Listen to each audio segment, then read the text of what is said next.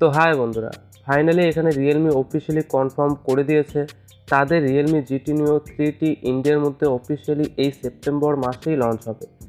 আর এর product page সেটাও রিয়েলমির ওয়েবসাইটে লাইভ হয়ে গেছে। আর এই স্মার্টফোনটি মিড রেঞ্জ সেগমেন্টের স্মার্টফোন হবে, সেটা কমপ্লিট করবে আইকিউ নিও 6 আর পোকো F4 5Gর মধ্যে। কেননা এই দুটি মোবাইলের মধ্যে যে চিপসেট দেখতে পাবে সেই সেম চিপসেটের সাথে রিয়েলমি জিটি নিও 3T লঞ্চ হবে।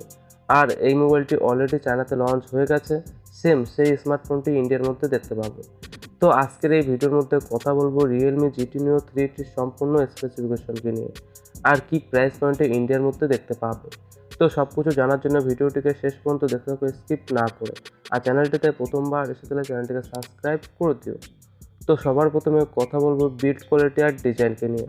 তো ডিজাইনের মধ্যে মোটামুটি সেমই দেখতে পাবে রিয়েলমি জিটি নিও 2 এর মতন।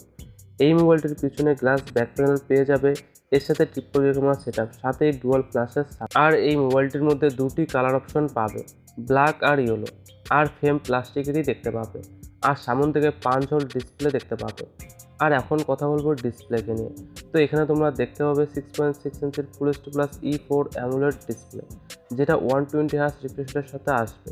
এর সাথে এর মধ্যে ইন ডিসপ্লে ফিঙ্গারপ্রিন্ট সেন্সর পেয়ে যাবে এবং HDR10+এর সাপোর্ট। তো এখানে গেমিং করো বা কন্টেন্ট দেখো, সবসময় ভালো রেজাল্টই পাবে। যদি কথা বলি পারফরমেন্সকে নিয়ে, তো এই মোবাইলটির মধ্যে স্ন্যাপড্রাগনের 870 5G চিপসেট দেখতে পাবে।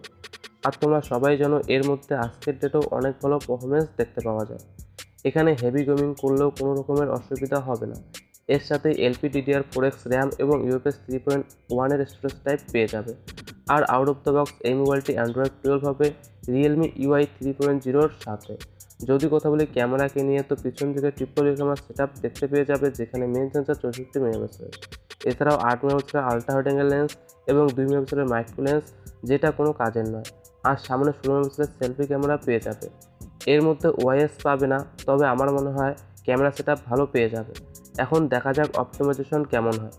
আর এই মোবাইলটাকে পাওয়ার দেওয়ার জন্য 5000 mAh ব্যাটারি ইউজ করা হয়েছে, যেটাকে চার্জ করার জন্য 80 ওয়াটের ফাস্ট চার্জিংয়ের সাপোর্ট পেয়ে যাবে। তো ব্যাটারি আর ফাস্ট চার্জিং এই মোবাইলটির মধ্যে ভালো পেয়ে যাবে।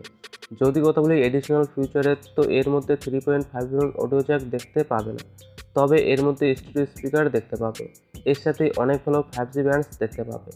তো ওভারঅল স্পেসিফিকেশন দেখা যায়, তো এই যে স্মার্টফোন সেটা মোটামুটি সিমিলার আইকিউ নিও 6 আর পোকো F4 5Gর সাথে, তবে কিছু ডিফারেন্স তো দেখতে পাবে এই তিনটির মধ্যেই। তবে ইন্টারেস্টিং হবে এই মোবাইলটির প্রাইস। তো তোমরা সবাই জানো এই সময় আইকিউ নিও 6 26,000-এর আশেপাশে পেয়ে যাবে অফারের সাথে, যার মধ্যে এর থেকেও ভালো স্পেসিফিকেশন পেয়ে যাবে। তবে লিক্স অনুযায়ী এই মোবাইলটির প্রাইস ইন্ডিয়ার মধ্যে 25 থেকে 30,000-এর মধ্যে হবে। তো তোমরা যদি চাও তো এই মোবাইলটির জন্য ওয়েট করতে পারো, কেননা এর মধ্যে ভালো স্পেসিফিকেশন পেয়ে যাবে ভালো প্রাইস পয়েন্টে। আর তোমাদের এই মোবাইলটির স্পেসিফিকেশন কেমন লেগেছে নিচে কমেন্টস করে অবশ্যই বলবে। তো আজকের জন্য এতটুকুই, আশা করি ভিডিওটি ভালো লেগেছে। আর যদি ভিডিওটি ভালো লেগে থাকে তো ভিডিওটিকে অবশ্যই লাইক কমেন্ট শেয়ার করে দিও, আর চ্যানেলটিকে সাবস্ক্রাইব করে দিও।